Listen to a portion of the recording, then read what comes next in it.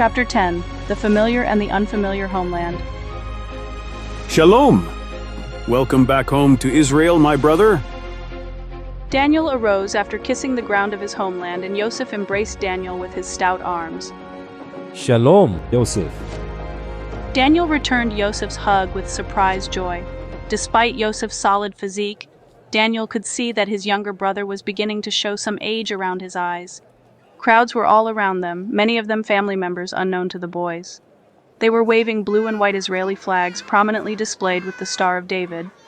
Susie, Caleb, and Levi had reunited with Susie's sister Martha, and she was amazed at how tall the boys had grown.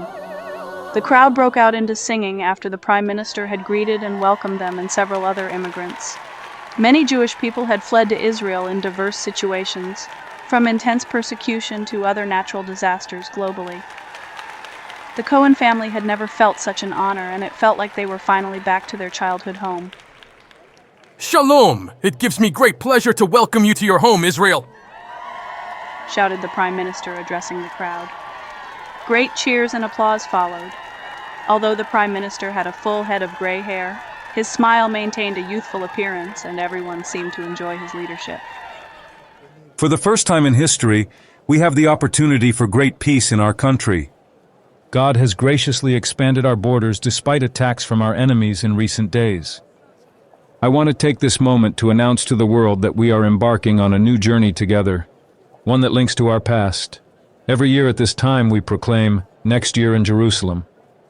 However, that will soon change. The crowd grew more silent. Last week I had asked all Israeli citizens to make a pilgrimage to Jerusalem for a significant announcement that will bring great changes, not only for Israel, but for the whole world. Joel noticed that the Prime Minister made direct eye contact with Yosef. Or was it his imagination? The Prime Minister paused and wiped the sweat from his forehead. A young, enthusiastic woman near the podium, seemingly his wife, clapped vigorously and gave him an approving nod of encouragement. Then his speech seemed cut short. Joel was standing close enough to hear an official whisper that the Prime Minister had an urgent message from Dr. Crowning. Rachel overheard this too and stiffened her stance. After having his assistant run an errand, the Prime Minister again approached the podium. Please hear me with patience. As I have stated, my request to all Israeli citizens to make this pilgrimage to Jerusalem is crucial in our history.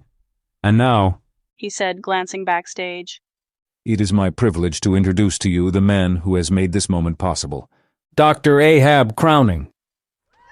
Most of the crowd applauded and cheered, obviously familiar and comfortable with this man teaming up with their Prime Minister. Although a clamoring group prevented them from seeing his face clearly, Joel could tell that it was distorted somehow, perhaps by an old injury, contrasting his otherwise formal appearance. Dr. Crowning smiled broadly and sweepingly waved his hands to quiet the crowd. It is my privilege to welcome back many of you to your ancestral home despite the devastation you have faced in other countries, from natural disasters to discrimination. His voice was smooth and polished. He had an accent, but Joel could not distinguish its origin.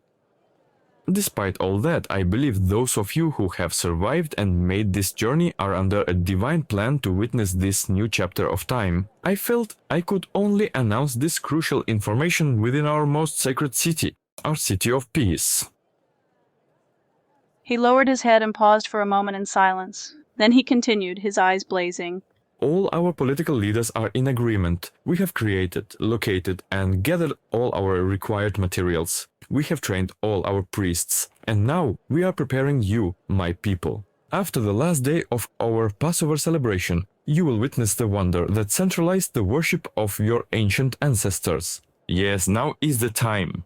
Suddenly his voice grew loud and commanding as he pounded the podium. We will rebuild our sacred temple. At the end of the Seder this year, we will end with a new phrase. This year in Jerusalem. Now is the time. Dr. Crowning paused, reveling in this moment that history had culminated. The first hammer strikes within 1 week. The crowd grew into such an uproar that the officials began to show concern. However, Dr. Crowning held them under his sway with a shift of his hand. Surprisingly, the frenzy that would have turned into violent bloodshed between various groups in the streets a few years ago somehow simmered into a joyful and celebratory cheer. Daniel looked at Yosef in surprise. What had happened here? Was this announcement real? Yosef looked happy, but Daniel could not help but notice a slight wince in his eyes. The gleeful crowd began to throng in admiration toward Dr. Crowning.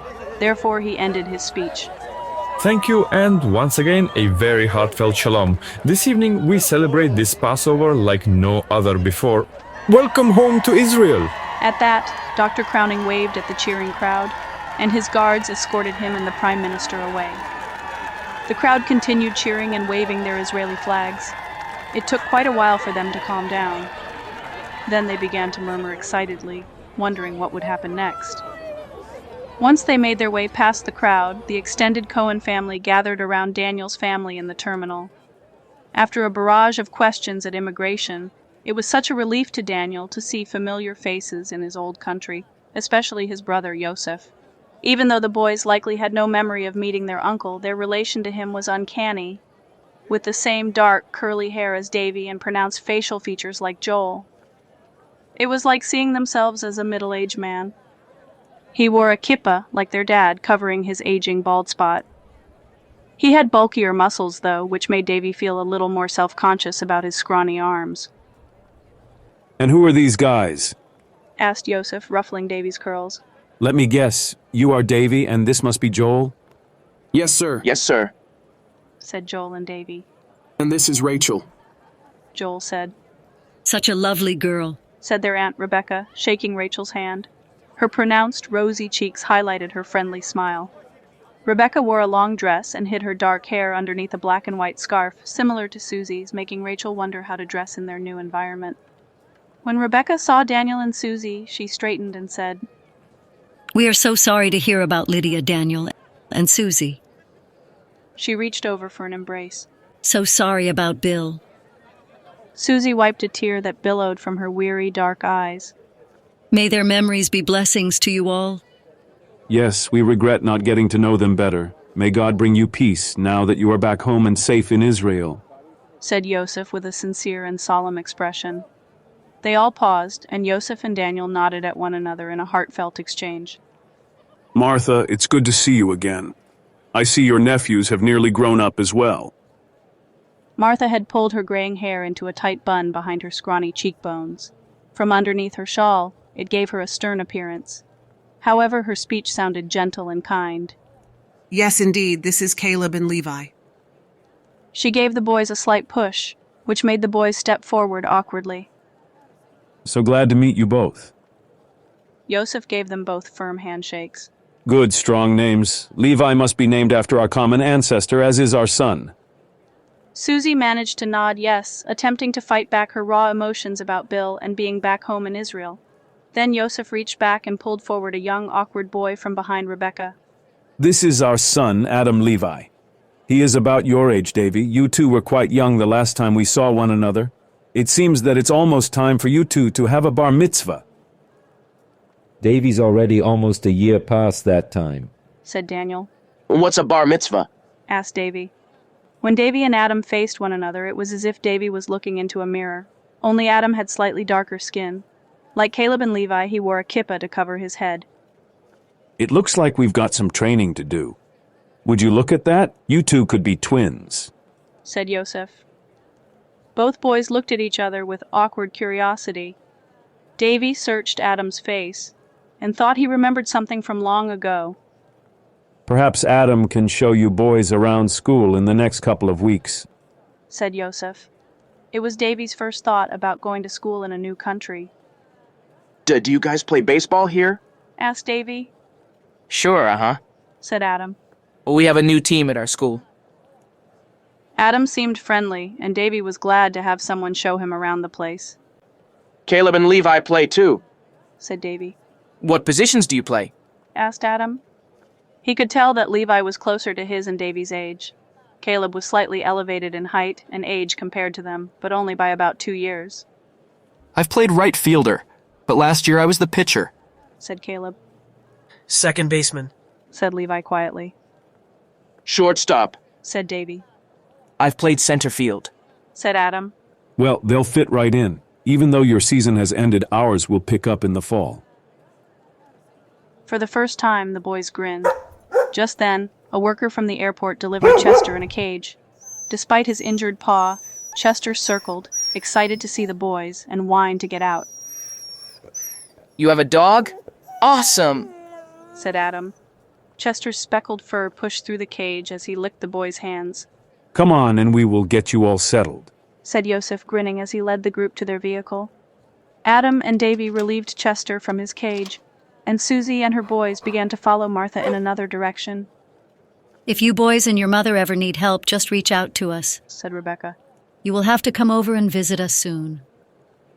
We'll be in touch with you all, said Daniel. They waved as they piled into Martha's Toyota and drove away. Daniel observed that the funeral director had securely transported Bill's body in the hearse they followed. Joel hesitated. Rachel, have you been able to contact your parents yet? No, I can't get an answer. They should have been here by now. Joel noticed that Rachel seemed a lot more nervous than usual. Do you think that something is wrong? Asked Daniel. I'm not sure, said Rachel. It may be impossible to find them in this crowd.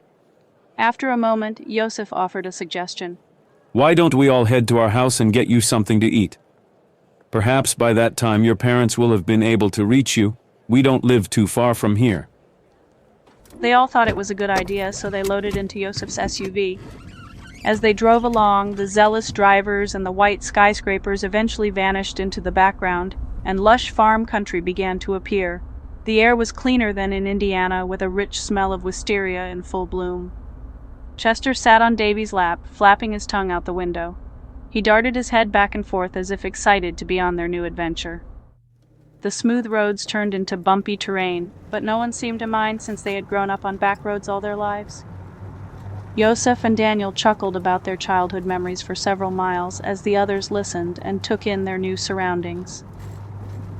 Remember the time we rode our bikes along that trail, and I got the bright idea to build a ramp next to the pile of boulders? Asked Yosef. Yeah, I still have the scar on my knee to help me remember that one, smiled Daniel. Although their memories were full of corny jokes and wild misadventures, Yosef and Daniel's conversations were like hearing the foundation of their family history. They were almost sacred. Having his brother back seemed like the missing ingredient from their dad's personality. Davy peered through the window and saw the mountains off in the distance growing closer. Right outside his window were neatly lined rows of a vineyard, and he was surprised when his uncle suddenly jerked his SUV between the rows of vines. It was their driveway, which stretched right through their vineyard. It was immaculately decorated with massive boulders, one of which was inscribed with Cohen Family Winery in both Hebrew and English. You've done well for yourself, Yosef. It looks like you will have a great harvest this year, said Daniel. I've learned from the best, said Yosef. By the way, do you know where I got those boulders? They both chuckled. You know I could use your help here again, Daniel. All of you boys, actually. Mainly it would be overseeing my younger workers on the job. You would not have to get out working in the fields yourselves.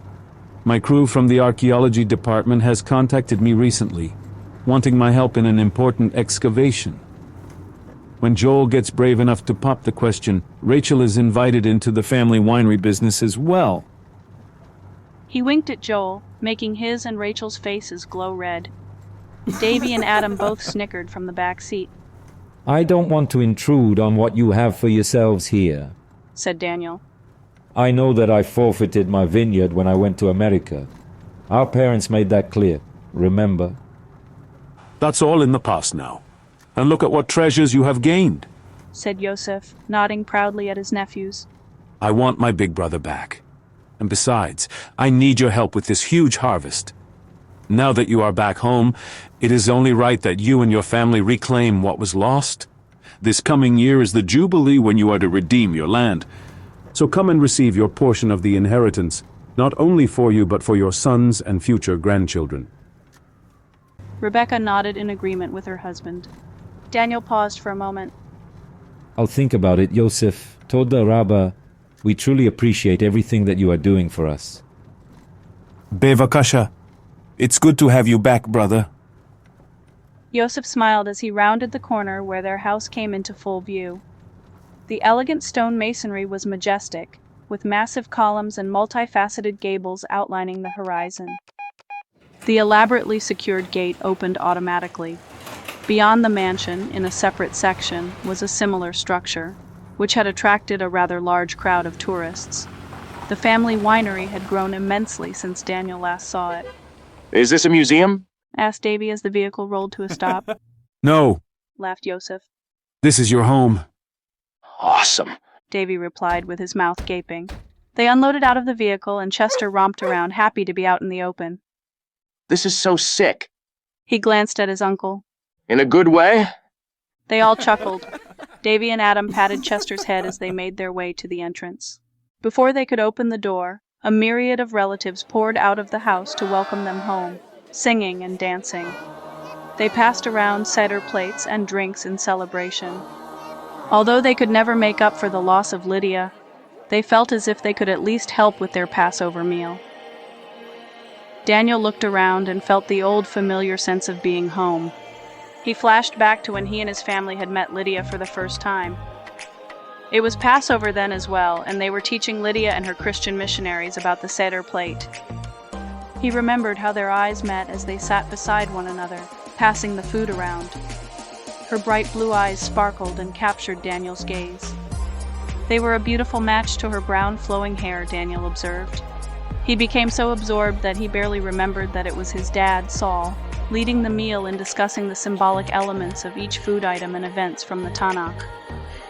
Today, several cousins who had attended that same Passover meal had grown and had multiple children. Both their family and their business in Israeli tourism had grown tremendously. The Cohen family winery had expanded into several more fields. However, Daniel and Yosef's dad, Saul, was long gone. Daniel felt another sudden pang of sorrow, which surprised him since their dad had often beaten them while they were growing up. It had been a long time since he uttered Abba, the Hebrew word for dad. Saul had been a strict man of discipline, and their mother had stood by his side. Daniel knew that their dad hid a lot of abuse from their mother, as he distinctly recalled his cruelty whenever their mother would leave the house. Although they both loved Daniel in their own way, their rejection of Lydia was the last straw. Daniel and Yosef's mother, Brielle, whom they call Ima, the Hebrew word for mother, had attempted to make peace within the family after they had not spoken for some time. Once Daniel and Lydia had children, Brielle greatly desired to take on the role of Savta, grandmother. However, that visit had ended abruptly. Once he got his family out safely, Daniel left without looking back, his body and spirit bruised after his last encounter with his dad. Daniel looked off in the distance and saw the last spot where he could still picture his dad's proud gait with thick, furrowed eyebrows. Saul had put a large stone in his fist to throw at his son, making threats, yelling at him never to set foot through their door again. Daniel looked down with a grimace. He regretted leaving Yosef behind, but his dad gave him no choice. When Daniel lifted his face, he could see an older woman being wheeled out toward him in a wheelchair. It was their mother. "Who are you?" She wanted to know. She looked frail now, as if aging had made her somewhat humble. Ima, it's me, Daniel. Yosef glanced knowingly at Daniel, shaking his head slightly, telling him that things were not quite the same with their mother. She had a patch of gauze and bandages on the back of her head. "Daniel, he left years ago." I've come back, Ima. "No, that won't do. Your father will..." Her face twisted into a frown. She seemed to remember something. However, it left her, and she went blank. Everyone stood in awkward silence. Then her breath quickened and she started to say, "Don't do it, Daniel. Don't disrespect. Don't you go." Daniel was taken aback. It was as if she had sorrow mingled with hatred for him, although he had never known her to be that upset about him leaving. Could she have been? Ima, let's get you back inside. The sun is too hot for you today, said Rebecca. Yes, yes. She slowed her breathing and closed her swollen eyes as she patted Rebecca's hand. Then, Rebecca rolled her back inside. Davy and Joel looked at one another with raised eyebrows. It was as if to say, "Is that really our grandmother?" And, "What kind of life is this? Dad never told us that he grew up rich."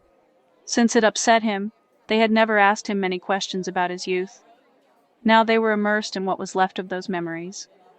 Eventually, Joel and Davy followed Daniel, Yosef, and Adam into their illustrious house. Their great-grandfather had built the outside with ancient solid stones. Rachel trailed behind them, admiring overhanging grapevines, wisteria blooms, and budding grapes twisting around the columns. They went through the rounded archway, and once inside, they realized that the ceiling in the foyer was slightly taller than their old school gym back in Indiana. The floor and the walls were solid marble, neatly trimmed with dark wood. A large framed portrait of their deceased grandfather hung on the wall of the main entrance. His hard, familiar face seemed to penetrate through the frame. He held an ancient steel sword with a golden hilt at his side and a matching decorative shield on the other, making his appearance seem timeless. Joel stepped closer to get a better look at his face and realized that it was the same man from his dream, the one that shut the door to the strange tunnel. On his wrist he wore a watch much like his and Davy's, only it was covered with more varied stones than the ligures, diamonds, and sapphires. Its golden band included red garnet and black onyx stones that seemed to glow. A larger and brighter onyx stone was centered on his shield, and within this stone there were ancient Hebrew letters. Davy stood beside Joel and squinted to try to make it out, but he did not understand the writing. Ah, yes, your grandfather's onyx stone. Those are the names of the ancient tribes of Israel, said Yosef. Your ancestors. They paused to look for a moment. Then Yosef said, Come on in and make yourselves at home. Baruch haba habaita. Welcome back home. One bizarre mystery after another was unfolding before their eyes.